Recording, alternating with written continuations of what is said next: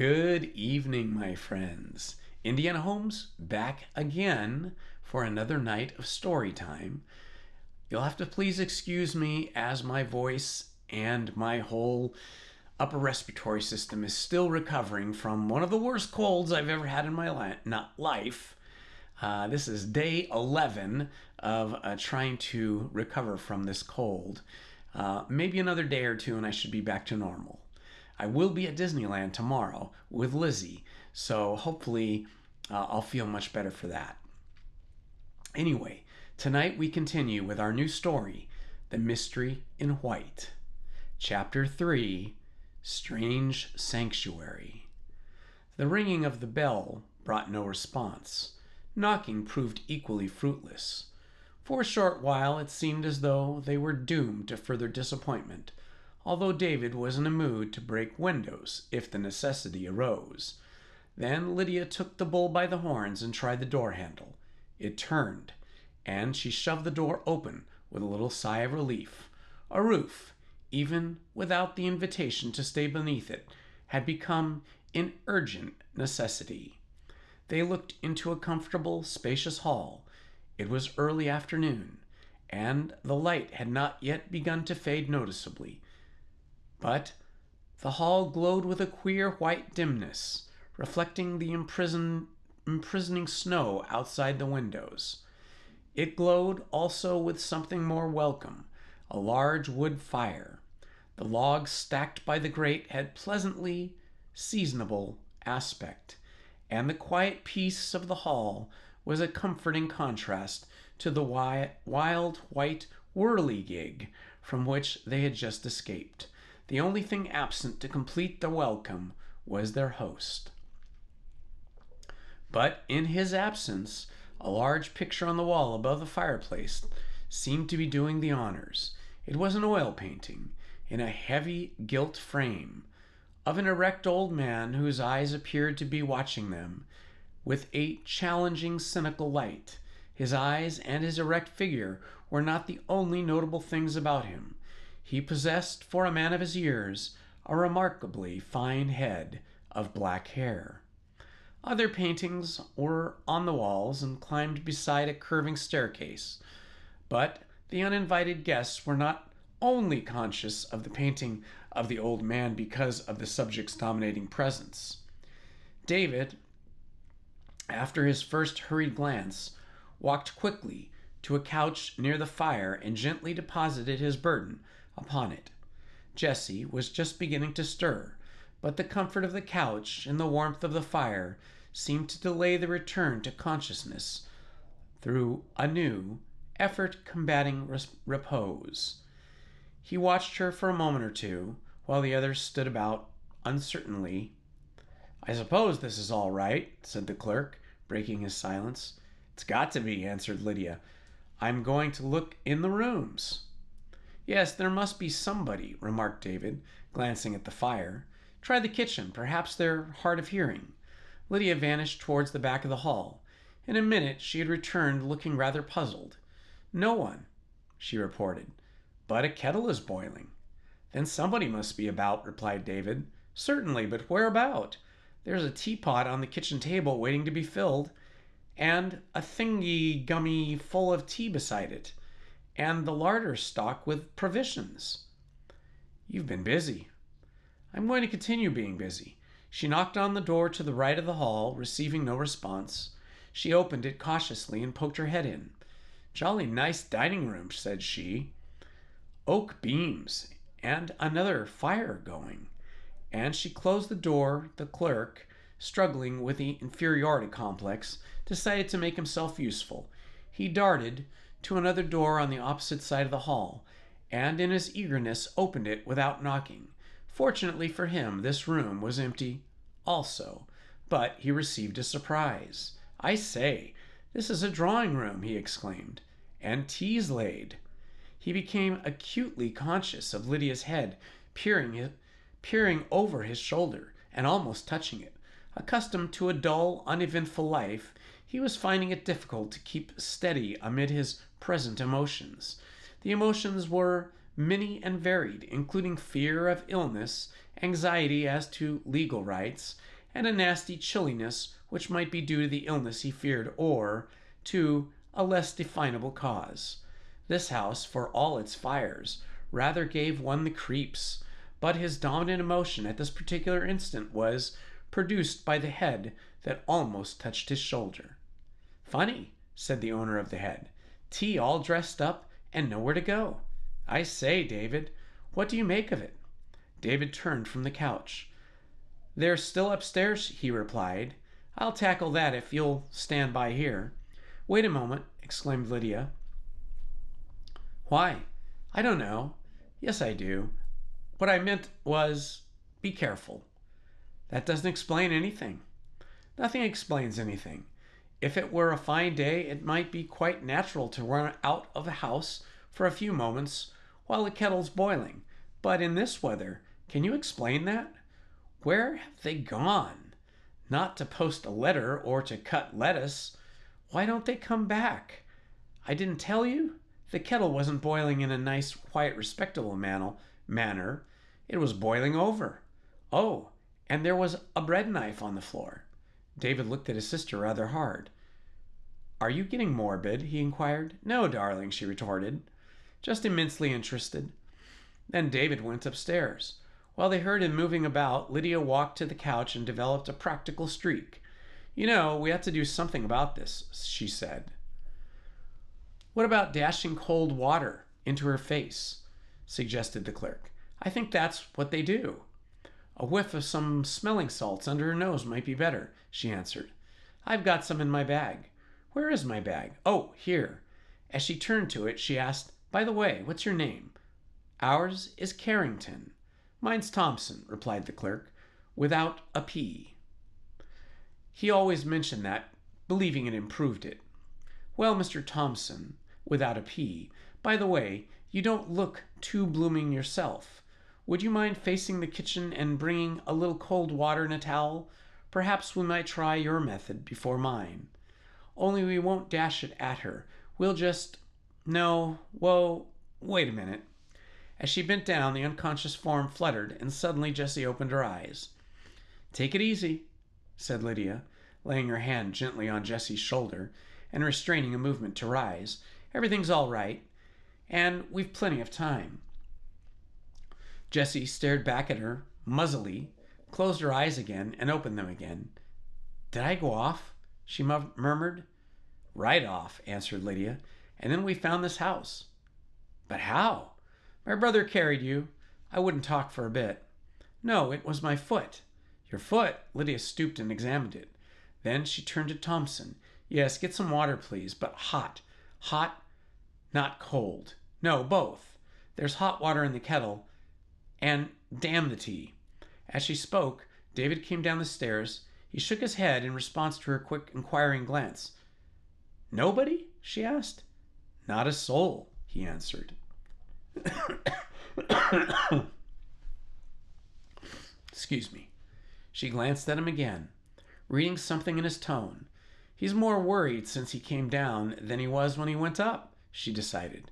But his expression brightened as he saw Jessie. "Oh, splendid!" he exclaimed. "How are you feeling?" Jessie turned her head rather feebly, with a little smile. "Just a bit funny, but quite all right," she replied. "Yes, you told me you were all right last time," he smiled back. "I hope it's true this time." "No, not this time either," interposed Lydia. She twisted her ankle. "Hurry up, Thompson. And look here, don't damn the tea. After all, make it." With a ridiculous sensation that was being heroic, Thompson found his way into the kitchen. So far, he had to admit, he had not done much. He had neither suggested this expedition nor led it. When the attractive blonde had fallen into the ditch, he had not been the one to lug her out or carry her to the house. True, he had been the first to strike the house. He had nearly struck it in a literal sense.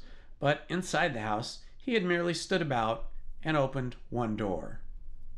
Now, however, his imagination became abruptly alive, spurring him to translate into reality. Often in his imagination, he came upon a lady aviator who had a crash, and after lifting her gently from the wreckage, he carried her to a small empty cottage, made her tea, and married her. It was the tea touch here that recalled him to his pedestal. He was not the kind of man who rushed quickly or egotistically into the limelight, like perhaps Lydia Carrington's brother. Nice chap, the brother, but just a bit too fond of his own voice. No, Robert Thomson was one of those quiet, modest, dependable fellows who gradually impressed themselves on a company, on such a girl, say, as Lydia Carrington. Through sterling qualities, your David Carrington searched upper floors looking for people they knew they would not find. But your Robert Thomsons went into the kitchen and made the needed cup of tea and picked up the bread knife from the floor. At least, they did. Did they? On the point of picking up the bread knife, Thomson suddenly paused. A new aspect of himself had come to him daringly, startlingly. Assisted by his rising temperature, he was no longer merely the quiet, dependable fellow who could make a cup of tea and keep the boat steady while the others rushed about. Behind his unassuming manner lurked the detective brain, working silently and unexpected. This bread knife, for instance, just a knife on a floor, eh? Perhaps. On the other hand, perhaps not. The house was empty, but somebody had recently been in the kitchen. That was obvious from the boiling kettle. And if the somebody did not come back, and so far nobody had, there would be a reason for it. Maybe a dark, threatening reason, forming not from an immediate personal menace to the people within these walls, but a matter of wider interest to the public prosecutor. Therefore, decided Thomson, any fingerprints on the bread knife must not be erased. If you lifted the bread knife at all, it must be lifted with a handkerchief. And before doing so, you must note the exact position of the bread knife, the direction in which it was pointing, the side which was the sharp edge, and whether anything is on the sharp edge. He became conscious of some one in the kitchen doorway behind him. He leapt around. "Hurry up, old chap," said David. "We're still waiting for that water." Yes, I'm getting it," exclaimed Thomson, jerked momentarily off his pedestal. I was having a look at the knife." David glanced at him curiously and then at the knife. "What about the knife?" he asked. "Nothing," answered Thomson. David crossed to the kettle, found a pan, and poured some water into it. "I'll take this in," he said, "and you can get the tea." Humiliation revived the clerk. "They want some cold, too," he murmured, and rushed to the tap. While Thomson filled a pail, David found a cloth and a sponge, and added them to his pan. Then he took the pail from Thomson, and prepared to return. At the door, however, he paused. "I wouldn't touch that knife," he said. "I wasn't going to," retorted Thomson. "Why not?" asked David. "Have you found anything?" "No, what do you mean?" "I see. Just wise precaution. Well, you're right. I did find something while I was ferreting around upstairs." "What?" "A locked door. Of course. It mightn't mean anything. Only when I knocked, I couldn't get any reply." "People often lock doors when they go away," replied Thomson. "Yes, but they don't leave other people behind the doors." He almost laughed at the clerk's startled expression. "Don't worry. The noise I heard might have been a mouse. By the way, when you come in with the tea, don't mention our mouse. Let the tea do its work." Lydia had removed Jessie's stockings when David returned with the water. "Have you two men been playing bridge?" she inquired. "I thought you were never coming." "Sorry," said David. "I say, that foot looks swollen." "It is swollen," came the rejoinder. "What's the betting we all spend Christmas here?" "Oh, but I'll be all right," exclaimed Jessie. "Anyhow, you wouldn't have to stay here for me." "You don't really think we'd all troop off and leave you here alone, do you?" asked Lydia. But I wasn't only thinking of that. Look out the window."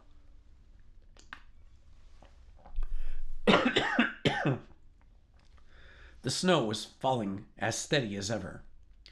"Well, we're not such a bad party," said David. "If the worst comes to the worst, and the larder's full, I'm rather worried about the old Mr. What's his name, though, he added. I hope he found his way to somewhere. He turned towards the stairs. Where are you going? Demanded Lydia. If you don't need me for the operation, I thought I'd just have another look around upstairs. After all, it would be rather nice if we could find somebody to ask us to tea. Well, trot along. We don't need you, but we're having tea whether you asked for it or not. A sneeze exploded in the kitchen. Cook's catching a cold, murmured Lydia. I thought he looked a little green. David went up the staircase for a second time. He glanced at the picture over the fireplace as he started, and the subject's bright, cynical eyes seemed to be following him. The house was long and low, and there was only 2 main floors, but a narrow upper staircase ascended to what was apparently an attic, and it was the attic door that had been locked. The sounds he had heard on his first visit might be conceivably have been due to a rodent, as he had suggested, but he was not satisfied with that explanation. The upper staircase was uncarpeted. Several of the stairs cracked. The one before the top was loose, and he stepped gingerly over it. Reaching the small square landing with its single door, he knocked. As before, no one replied, but on the first occasion sounds had immediately followed his knocking. Now he heard none. This room's a nuisance, thought he. Well, now I'm going to become one myself. He grasped the handle, turned, and shook it. To his surprise, he found the door was no longer locked. Shoving it open, he stared into a bare, empty room.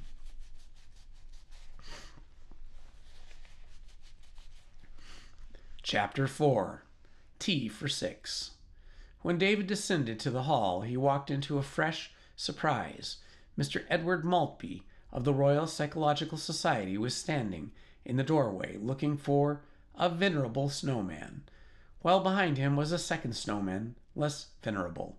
The second snowman was considerably bulkier than the first, and although David could see little in his face from where he stood at the foot of the stairs, what he saw did not create a favorable impression.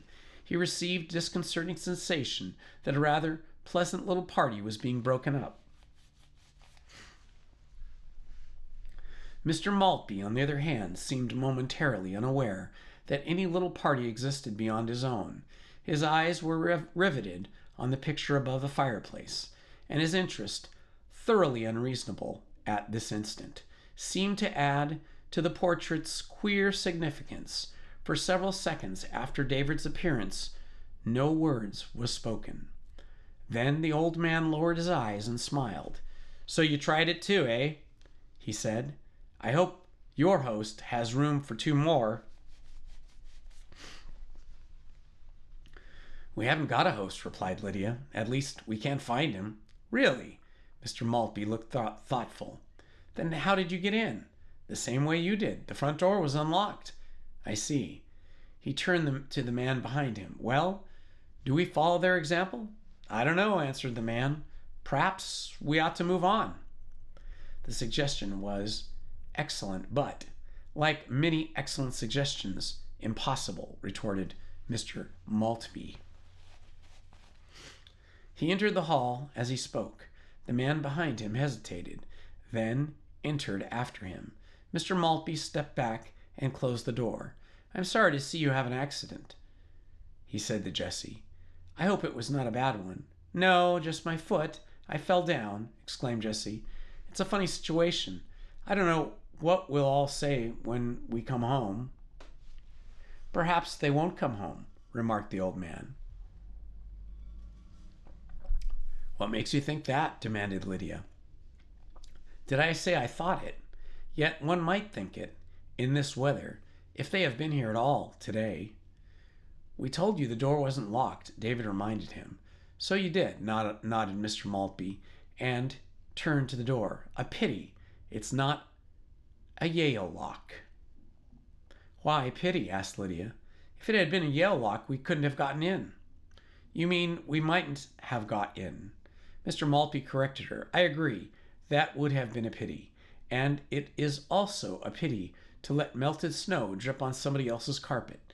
He removed his coat and placed it carefully over the back of a chair.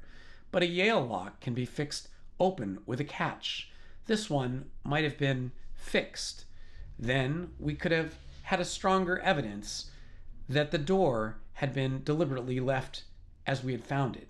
Still, one sometimes, through careless oversight, forgets such things, or even to lock a door with an ordinary key, such as the one we have here.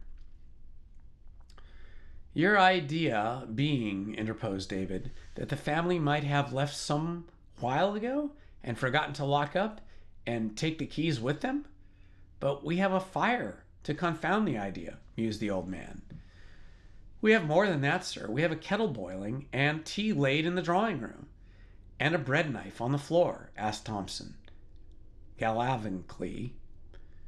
The old man regarded Thompson fixedly for a moment or two, and the clerk wished, without exactly knowing why, that he had not spoken. Then Mr. Maltby looked at each of the others in turn, including his massive common companion, whose commonness had been proved by the contribution he had so far made to the conversation, and ending up with the portrait over the mantelpiece. All this is very interesting, he commented. Yes, extremely interesting, including that picture. A remarkable old fellow. Yet not so very old, eh?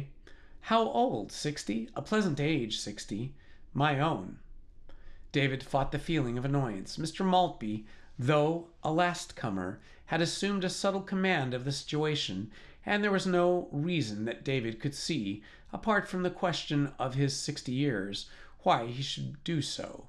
He had not merely changed the pleasant family atmosphere by emphasizing the sinisterness of the place, an atmosphere which David had hoped to live down, but he was setting his own tone and his own tempo. Why are we all hanging on his words like this? David fretted. He seems a decent old chap, but I don't like the way he seems to be wiping the rest of us off the slate. And I don't like the other fellow either. Something disturbs you? Queried Mr. Maltby. David started. A lot disturbs me, he retorted, quickly concealing his real momentary cause. I think we're all disturbed. Quite apart from the odd situation we're in, we've all got destinations to go to, and how are we going to get to them? How are we going to get away from here at all? From my experience in the last 10 minutes, Mr. Maltby, I am perfectly convinced that for a while there will be no possible method of getting away from here at all. Therefore, let us be grateful that fate has at least deposited us under a roof, and a roof beneath which there appears to be many comforts. A fire.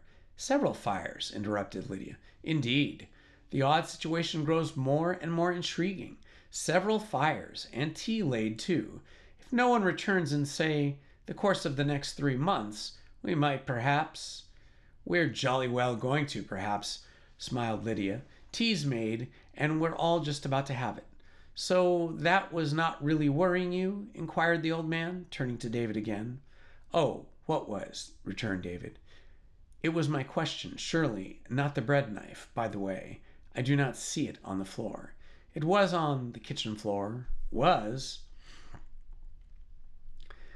It still is, interposed Thompson, again, boldly trying once more to impress his negligible personality on the company. We didn't touch it. We left it there. That was most surprisingly wise. I take it you did not wish to destroy the murderer's fingerprints. Jessie gave a little gasp. The Cockney made his second contribution to the conversation. What's the idea? He demanded, frowning. Come on. A bread knife on the floor, exclaimed Mr. Maltby, insisting on his cynical humor. Would not that convict anybody? Not unless you found a corpse, replied Thompson, making an effort to keep up with him. Don't disappoint me. Don't tell me you cannot supply the corpse. A bread knife on the floor, a boiling kettle, tea laid, an unlocked front door, and no corpse? Well, well, I suppose we must be satisfied. So let us be grateful to have tea. I am sure we all need it. And if the absent host manages to fight his way back through the snow and finds us making free with his larder and his crockery, I will deal with him. If he does not return, then we can leave behind us the price of the damage and a note of gratitude. Eh? Personally, though you may not realize it, I am shivering. Oh, you must be, cried Jessie. Do come near the fire. Yes, that's a splendid idea. We'll leave a note and pay for it. And then I should think it would be all right. I mean, if there were other way around and this were our house, wouldn't we think so? I'm sure we would, answered Lydia, jumping in.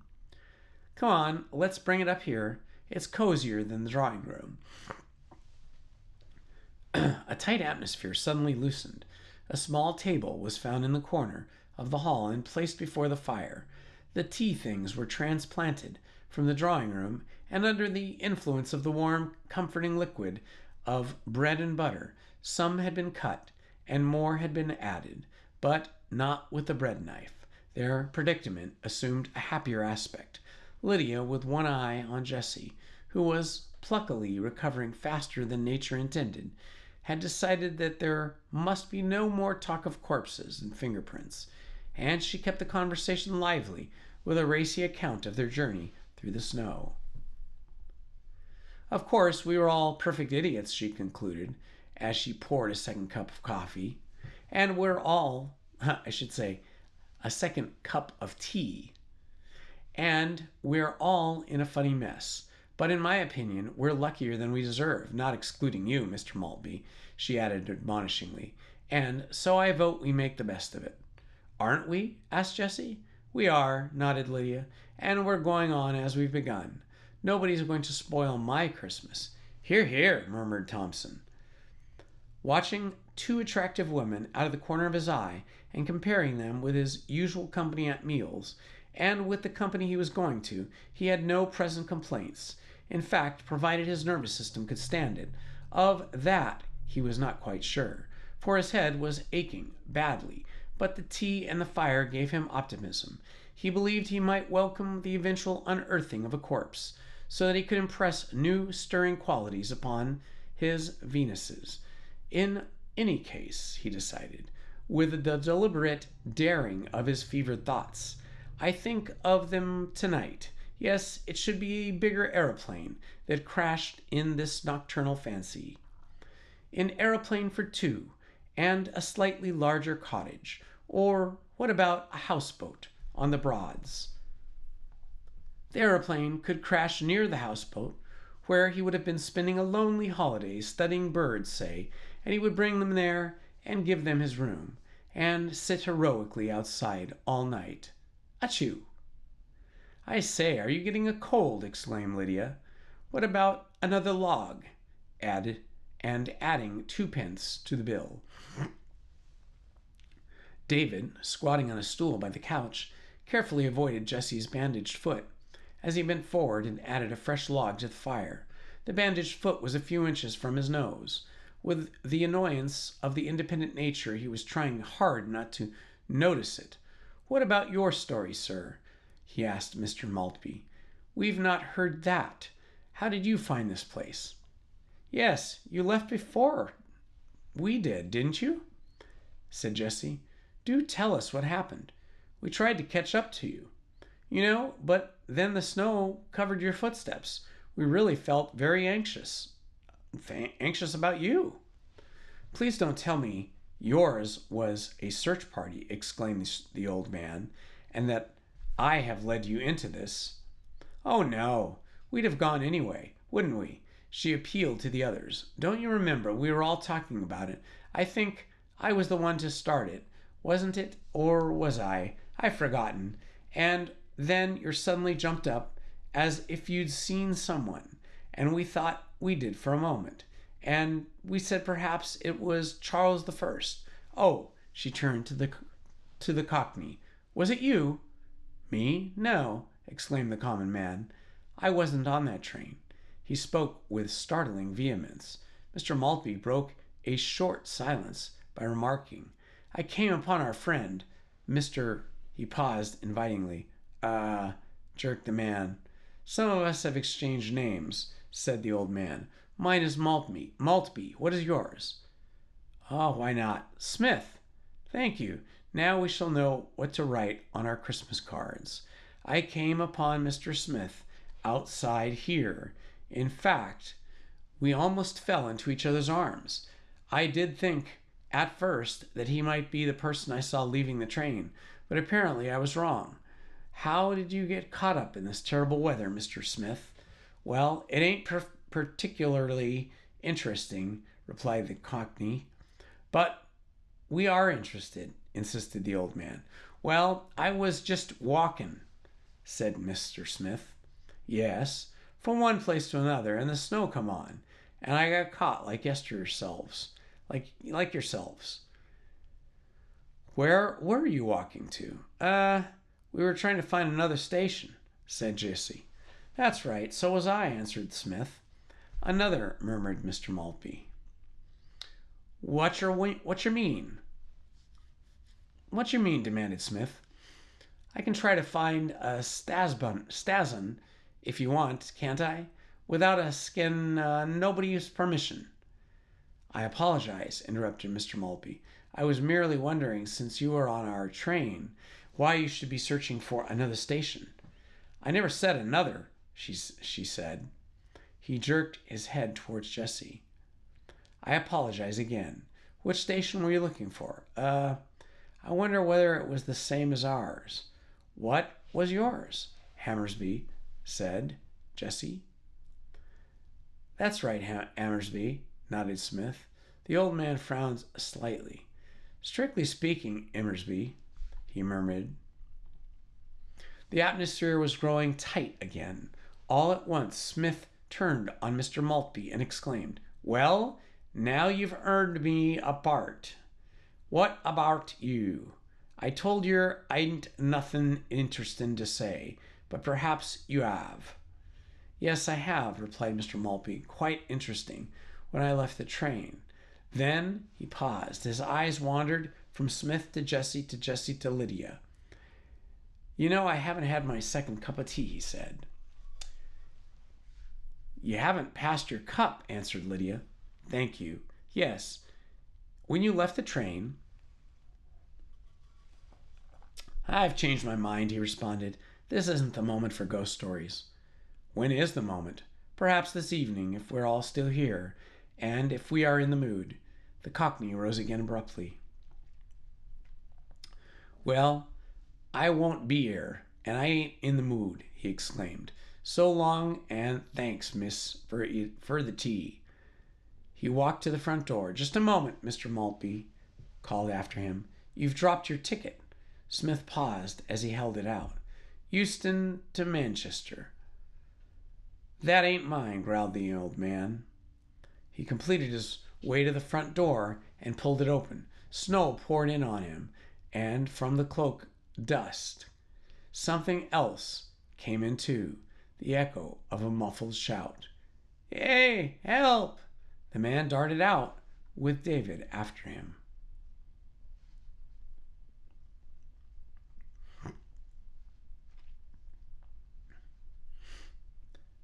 Chapter 5. News from the train. The first thing David did on emerging from the front door was to pitch his head first into a mound of snow.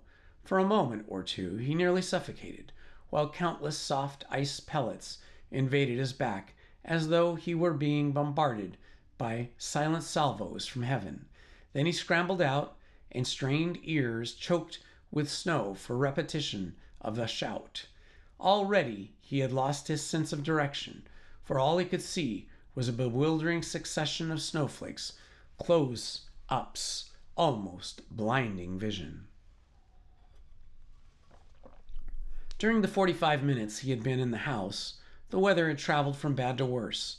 Snow rushed at him unbelievably from nowhere, caking him with white. He would have returned promptly, saving for the knowledge that somewhere in this whirling maelstrom was a man in a worse plight, but how to find that man? And his despairing cry was not repeated, seemed a stark impossibility. He made a guess, plunged forward, and sank waist deep. Someone helped him out. It was Thompson. trembling and gasping.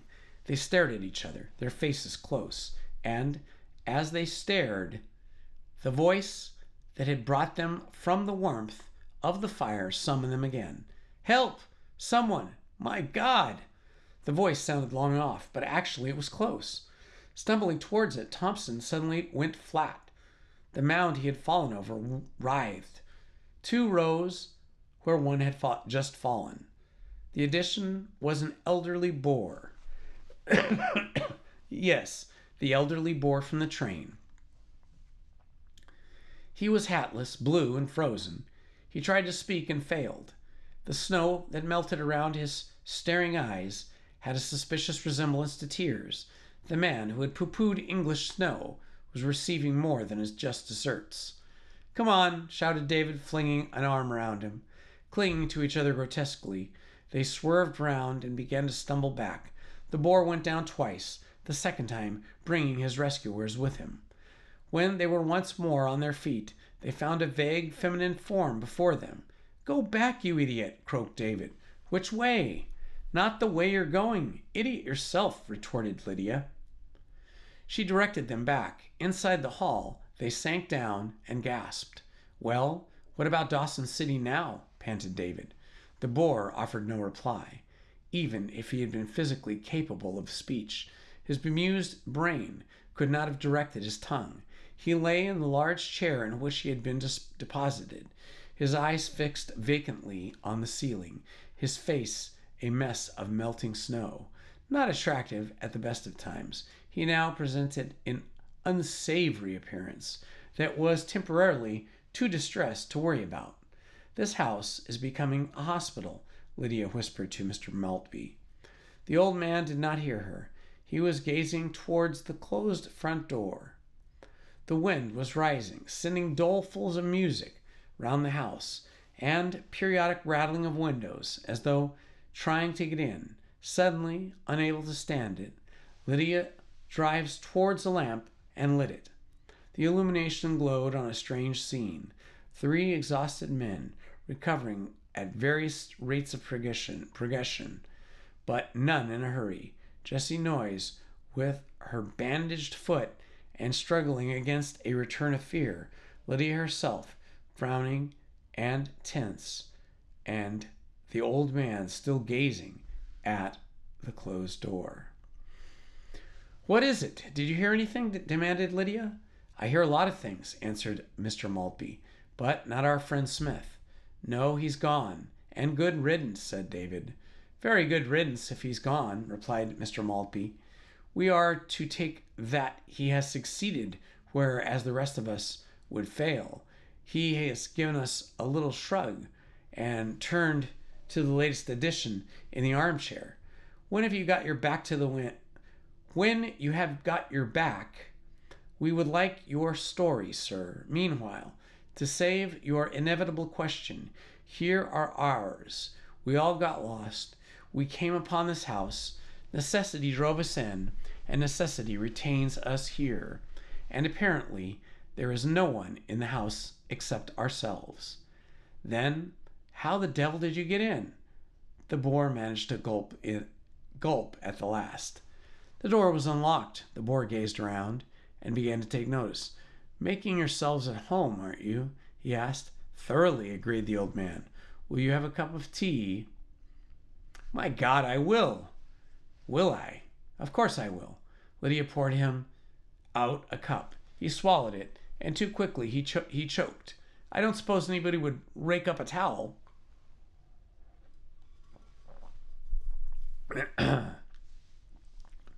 This time Thompson obliged, fetching one from the kitchen.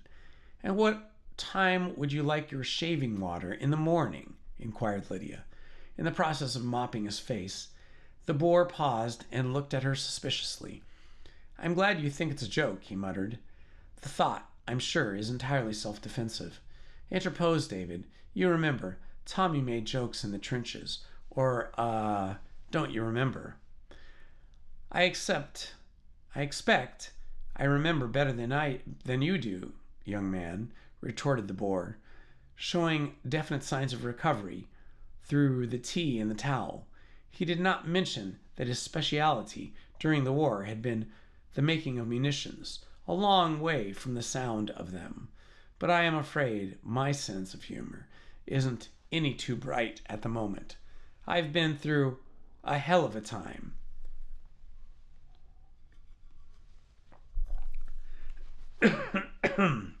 Excuse me. He glanced at Jessie as the only possible source of sympathy. Nice little thing, that blonde. Nice to get to know. Yes, you will tell us all about that in time, asked Mr. Maltby. We are curious to know why you left the train. You left it, answered the Boer, and we were not thought highly of for doing so, remarked David.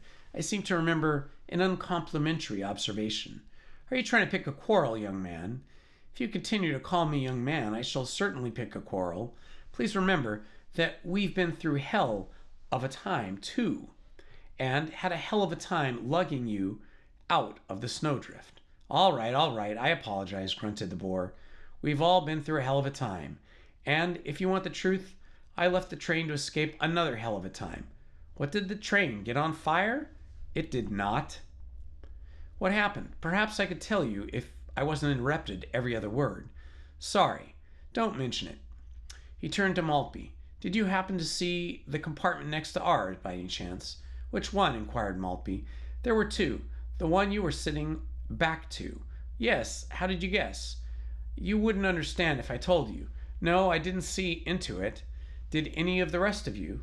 They shook their heads. Ah, well, you were spared something. At least, well, that depends on time it. He stopped and glanced again at Jessie. Her wide blue eyes were apprehensive. Wonder if I'd better go on, he muttered. I think you had, replied the old man. If it's self-defense to joke, if it's also self-defense to get used to shocks, the shock you're about to give us is unlikely to be ours. Oh, you know, I'm going to give you a shock then, eh? There is nothing occult in my perception of that. Perhaps you know what the shock is? Exclaimed the Boer, stiffening suddenly. My dear sir, remonstrated Mr. Maltby, do not look at me as though I were a murderer. I did not kill the person in the next compartment. The Boer became limp again as Jessie stifled the little shriek. He flopped back in his chair and gave another mop to his face with a towel. Who? Who told you? Anyone who had been killed? He gasped. You did, answered Mr. Maltby smoothly. Emotions very high, develop frequently, render words unnecessary. They progress along an even narrower path until, at their peak, they cease to be personal and achieve a universal aspect. We in this room merely appear to be different from each other when engaged on small concerns, but when we are fundamentally affected with horror, love, excessive pain, excessive bliss, we are all the same. What the devil are you talking about? Muttered the Boer. Homicide, replied Mr. Maltby. Who is this person who has been killed? Oh, you don't know that? I would not ask if I did. Well, I don't know either. I mean, just some fellow or other. The guard followed him. As a matter of fact, I was out in the corridor when he came along, the guard, and I asked him a question, but he didn't answer. When I repeated, he still didn't answer, and I found him staring into the compartment, so I joined him, and there was this man lying on the ground, dead. Look here, hadn't we better have the rest of this later? Interrupted Lydia, glancing at Jessie, whose eyes were dilating. But Jessie herself protested against the postponement. Why does everybody think I can't stand anything? She demanded. It's only my foot that keeps on tingling and twinging. Please go on. I don't know that there's much more to go on about, answered the Boer. He was dead, and you can't bring a dead man to life again. Did you find out how he'd been killed? Inquired Mr. Maltby. No. Have you any theory? In this inquest? Were there any signs of a struggle? I don't know. I'm not a detective. Detectives are not the only people with opinions. What did the guard think? Or do, or say? I don't suppose you both stood there and played Buzz. Look here, I want to forget it, retorted the boar. Can't you see? I'm nearly dead myself. How do I know what the guard thought? All I know is that we soon had a crowd round us, and that while they were all staring and gaping, it seemed to me we wanted a policeman. His tone took a little flourish of a triumph, as though he had suddenly justified himself in a company of doubters. I see, nodded the old man, and that's why you left the train? Excuse me. That's it. While we sought a railway station, you sought a police station? Couldn't have put it more neatly myself. Only you mentioned the word escape. I left the train to escape another hell of a time. That was your expression. What are you getting at? Exclaimed the boar. I don't know that I'm getting at anything, replied Mr. Maltby, rather acidly, but I suggest that you were telling a story of some importance. You chose your words a little more carefully. Or maybe you should choose your words a little more carefully. Whether you actually left the train to assist the situation or to escape from it probably makes only a spiritual difference, for we may assume the material result would have been the same in either case. But in judging a man of his point of view is more important than his action.